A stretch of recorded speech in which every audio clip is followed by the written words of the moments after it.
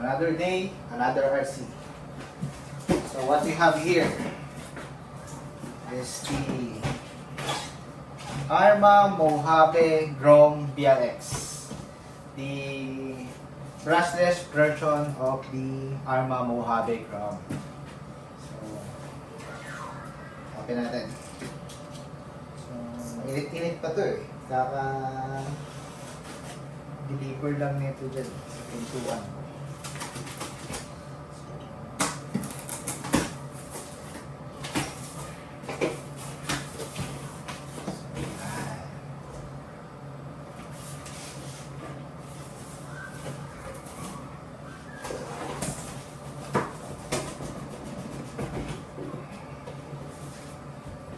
So, Arrma is a US brand. So, this is a 16 scale, if I'm not mistaken. Medyo maliit lang siya, small scale lang siya. Pero sobrang ganda at tibay nito. Kumbaga sa sasakyan bulletproof na sasakyan na to. Kahit anong gawin mong bash ang gawin dito na paggamit hindi mo siya basta-basta masisira. So, as you can see, it's sealed. Natin. This variant has 3 colors, which is the black, pink, and the blue. So, this variant has a included battery and charger. This variant is capable in 2 to 3S, so that's why it's Mojave 2 to 3S.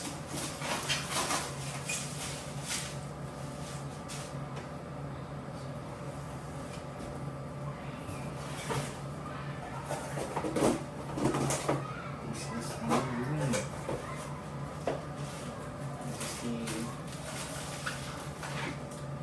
the basic transmitter. It has a built-in gyro, which is nice. Hindi mo na kailangan maglagay pa ng gyro. Malaking tulong talaga pag may gyro, lalo na sa mga newbies natin na RC hobby. Manuals and basic tools.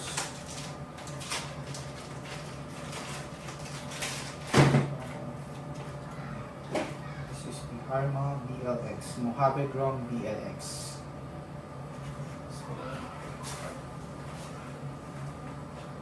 So it can run up to 50 kilometer.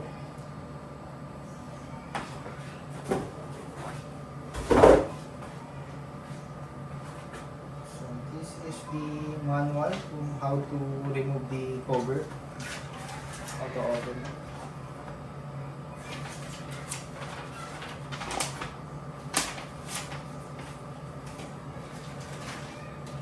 Charger, mini card, ay meron siyang mga QR code like for support and sa details ng unit. And meron siyang tools, wow, hex tools and pangtanggal ng tires. So, maganda siya, magandang hawakan. And meron siyang 4 na AA battery para dito sa ating transmitter, which is very small and compact. Maganda ka sa kamay. Tsaka meron siyang padded foam.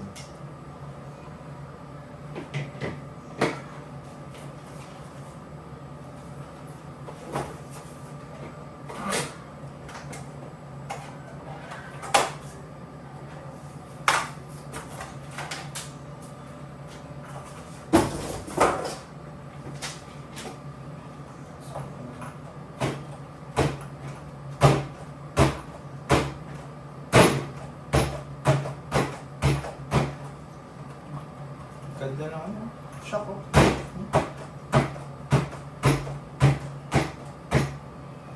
So this system has a wala na siyang body clips.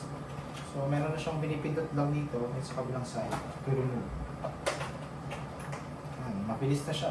Ayos yun. Ang very robust. Ganda. Quality talaga siya.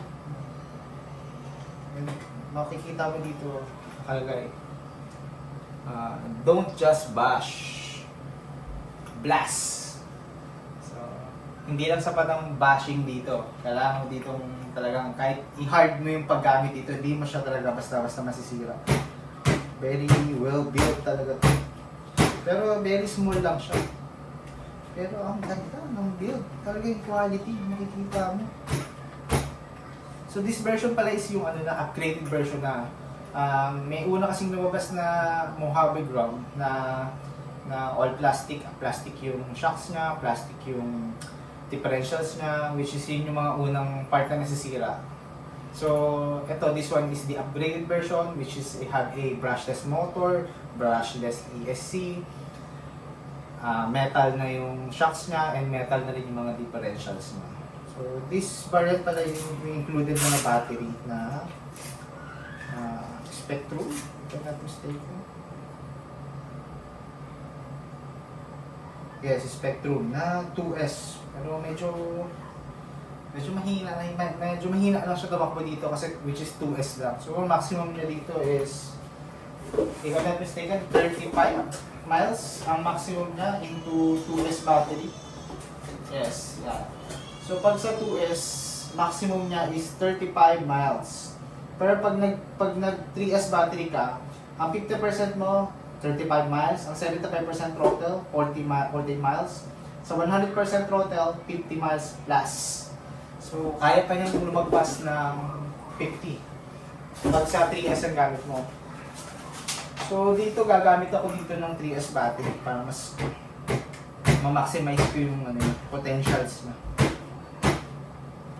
Ganda.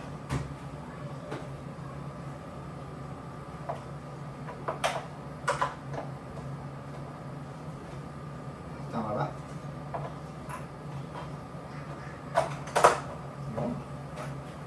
Easy.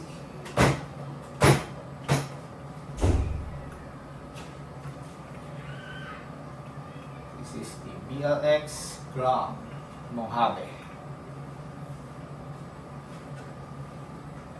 223S, which is 2S battery to 3S battery.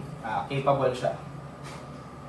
So para sa mga beginner, 2S is is good enough.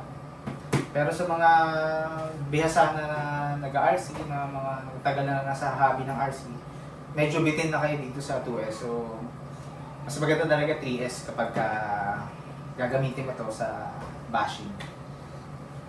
Thank you!